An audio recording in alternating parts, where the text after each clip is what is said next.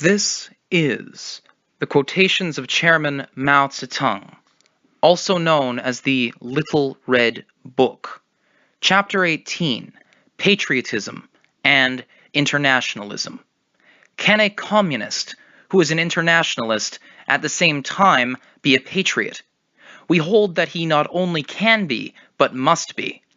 The specific content of patriotism is determined by historical conditions. There is the patriotism of the Japanese aggressors and of Adolf Hitler, and there is our patriotism. Communists must resolutely oppose the patriotism of the Japanese aggressors and of Hitler. The communists of Japan and Germany are defeatists with regard to the wars being waged by their countries. To bring about the defeat of the Japanese aggressors and of Hitler by every possible means is in the interests of the Japanese and the German people, and the more complete the defeat, the better. For the wars launched by the Japanese aggressors and Hitler are harming the people at home as well as the people of the world. China's case, however, is different, because she is the victim of aggression. Chinese communists must therefore combine patriotism with internationalism. We are at once internationalists and patriots, and our slogan is, "Fight to defend the motherland against the aggressors." For us, defeatism is a crime, and to strive for victory in the war of resistance is an inescapable duty. For only by fighting in defense of the motherland can we defeat the aggressors and achieve national liberation. And only by achieving national liberation will it be possible for the proletariat and other working peoples to achieve their own emancipation. The victory of China and the defeat of the invading imperialists will help the people of other countries. Thus, in wars of national liberation, patriotism is applied internationalism. Quotation from The Role of the Chinese Communist Party in the National War, October 1938, Selected Works, Volume 2, page 196. What kind of spirit is this that makes a foreigner selflessly adopt the cause of the Chinese people's liberation as his own? It is the spirit of internationalism, the spirit of communism, from which every Chinese communist must learn. We must unite with the proletariat of all the capitalist countries, with the proletariat of Japan, Britain, the United States of America, Germany, Italy, and all other capitalist countries, before it is possible to overthrow imperialism, to liberate our nation and people, and to liberate the other nations and peoples of the world. This is our internationalism, the internationalism with which we oppose both narrow national and narrow patriotism. Quotation from In Memory of Norman Bethune, December 21st, 1939. Selected Works, Volume 2, page 337. In the fight for complete liberation, the oppressed people rely first of all on their own struggle, and then, and only then, on international assistance. The people who have triumphed in their own revolution should help those still struggling for liberation. This is our internationalist duty.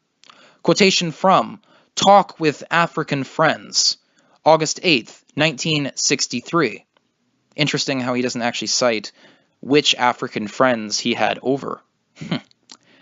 Wonder if they were heads of state or just people. In any case, the socialist countries are states of an entirely new type, in which the exploiting classes have been overthrown and the working people are in power. The principle of integrating internationalism with patriotism is practiced in the relations between these countries. We are closely bound by common interests and common ideals. From a speech at the meeting of the Supreme Soviet of the USSR, that's Union of Soviet Socialist Republics, in celebration of the 40th anniversary of the Great October Socialist Revolution, November 6th, 1957. The people of the countries in the socialist camp should unite.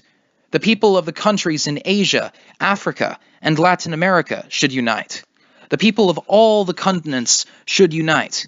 All peace-loving countries should unite, and all countries subjected to U.S. aggression, control, intervention, or bullying should unite, and so form the broadest united front to oppose the United States of America and her imperialist policies of aggression and war, and to defend world peace. Quotation from a statement supporting the Panamanian people's just patriotic struggle against U.S. imperialism. January 12, 1964. People of the world unite. Unite and defeat the U.S. aggressors and all their lackeys. Second edition, page 9. Things develop ceaselessly. It is only 45 years since the revolution of 1911. But the face of China has completely changed in that time. In another 45 years, that is, in the year 2001, or the beginning of the 21st century, China will have undergone an even greater change. She will have become a powerful socialist industrial country, and that is as it should be.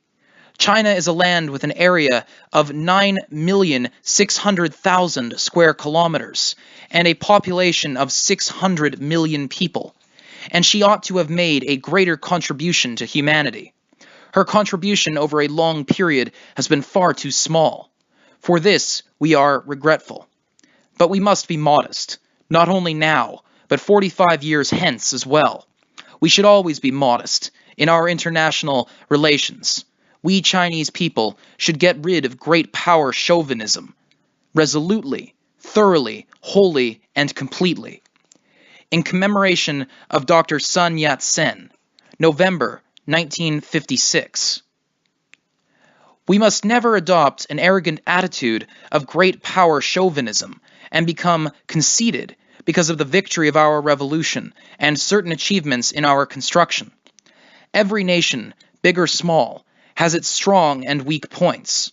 Quotation from the opening address at the 8th National Congress of the Communist Party of China, September 15th, 1956. This concludes Chapter 18. Chapter 19, Revolutionary Heroism, will begin in the following video of this series. Thank you for joining us, and have a wonderful evening.